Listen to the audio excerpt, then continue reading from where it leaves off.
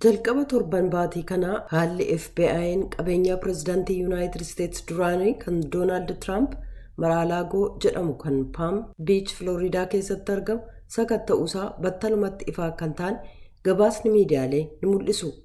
Haa ta'u malee ministeerri haqaa saanduqaawwan odeeffannoo dhoksaa of keessaa qaban kanneen Tiraamp guraandhala bara 2021 Waayit Haawus keessaa erga gadhiisanii booda gara mana jireenyaa isaanii Filooriidaatti geeffaman dammaqinaan qorachaa jira. Galmeen bilbilaa, wixneen, haasaa, yaadannoon harkaan barreeffamaniif galmeelee biroon bara aangoo Tiraamp keessa turan maaliif kuusaa biyyoolessaa keessa hin teenye? Galmeen pireezidaantii qabeenyaa mootummaa Yuunaayitid Isteetsi yoo ta'u, kuusaa biyyoolessaatiin kan bulfamuudha jedhan ittaanaatti gaafatamaa olaanaan hojii dhaabbatichaa Meegan Raayaan Gathroon. Egaa waraqaawwan, meeshaaleef galmaawwan pireezidaantii to'annoo kuusaa biyyoolessaa jala jiran hundi kan arjoomaman to'annaa jala oolan yookaan seera galmee pireezidaantummaatiin kalabsii galmee pireezidaantii bara 1978tti bahe ka to'annaa jala oolani. Labsiin galmee pireezidaantii bara 1978 bahe galmeen pireezidaantii hundi kan uummataa akka ta'eef ajajaan olaanaan yookaan pireezidaantiin tokko akkuma aangoo gadhiiseen battala gara to'annoo kuusaa biyyoolessaatti akka darbu murteesse. Manneen kitaabaaf muuziyeemonni pireezidaantii hundi qaama kuusaa biyyoolessaati. Manni kitaabaa pireezidaantii duraanii Baaraak Obaamaa ka jalqabaaf guutummaatti dijitaala ta'e. Bulchiinsi kuusaaf galmee biyyoolessaa mootummaa Yuunaayitid Isteetsiif galmee isaaf eegumsa kataasisuudha jedhan Raayaan Gathroon. Galmeewwan kana keessaa 100 harka 1 hanga harka 3 qofaatu galmee dhaabbataa ta'e fudhatama.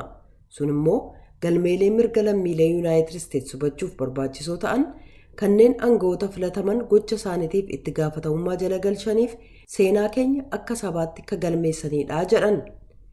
Galmeen pireezidaantii yeroo hunda kan uummataan turre.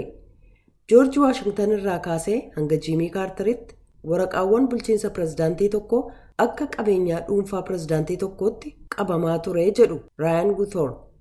Ajajoonni olaanaa jechuun pireezidaantonni irra caalaan isaanii waraqaa pireezidaantummaa isaanii arjoomaniiru. Kunis dursa pireezidaant Firaanklin Roosevelt bara 1940tti jalqaban.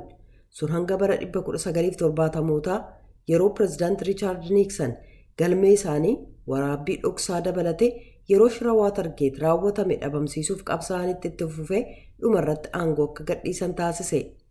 Koongiresiin waraabbiin sagalee ragaa pireezidaanticha himachuu danda'u of keessaa qabaachuu shakkeera. Seeratumtoonni seera waraabbiif meeshaalee kunuunsa pireezidaantii bara 1974 raggaasisan.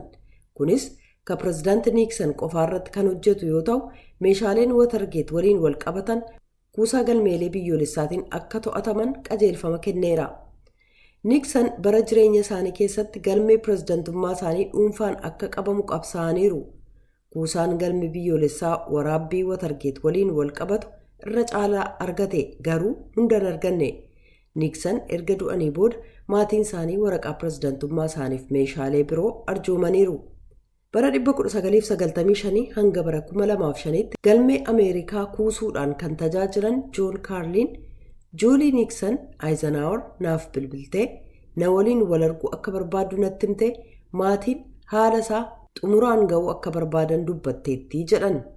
Intalli Niiksan baatii waxabajjii bara 1995 innaasaan hojii jalqaban shira Waatargeet waggaa 20 ol booda Kaarliiniin quunnaman. Bara sanatti galmeen pireezidaantii kan dhuunfaa akka ture yaadachuu qabdu jedhan Kaarliin. Niiksan dhuunfaadhaan qabachuuf turan. Seerris isaan deggara ture. Kanaaf intalli isaanii guyyaa sana bilbilanii haala isaa xumuruuf qophiidha yeroo jedhan sun oduu gammachiisaa ture. Yeroo Niiksan lubbuun jiranitti isaaf dhama'aa turan. Warra galmee Waayit Haawus argatan keessaa hayyoonni pireezidaantii seenaa galmeessuuf fedhii qaban kan akka Shaanan Boo O'Brien faatu argamu. Uummanni bulchiinsi tokko erga xumuramee booda waggaa 5 booda karaa seera bilisummaa odeeffannoo argachuu gaaffii dhiyeessuu jalqabuu danda'a garuu pireezidaantiin hanga waggaa 12tti uummanni akka hin arganne daangaa hanga tokko kaa'uu danda'a jedhan O'Brien. O'Brien Yuunivarsiitii Kutaa Teeksaas kan Oostinitti argamu keessaa Piroofeesara. Meeshaalee kana argachuu yoo hin dandeenye dhugaan argannu. Dhugaawwan dursanii qophaa'an qofa arganna. Kun waan namoonni nutti himuu barbaadanii yookaan waan namoonni akka nuyi itti yaadnu barbaadanidha. yeroo hundumaas dhugaa kana argachuu dhabuun hunda caalaa sirrii miti jedhan. Qophiin Ameerikaaf uummata ishee kanarraa kanumaa torban qophii biraan hanga walitti deebinutti nagaatti.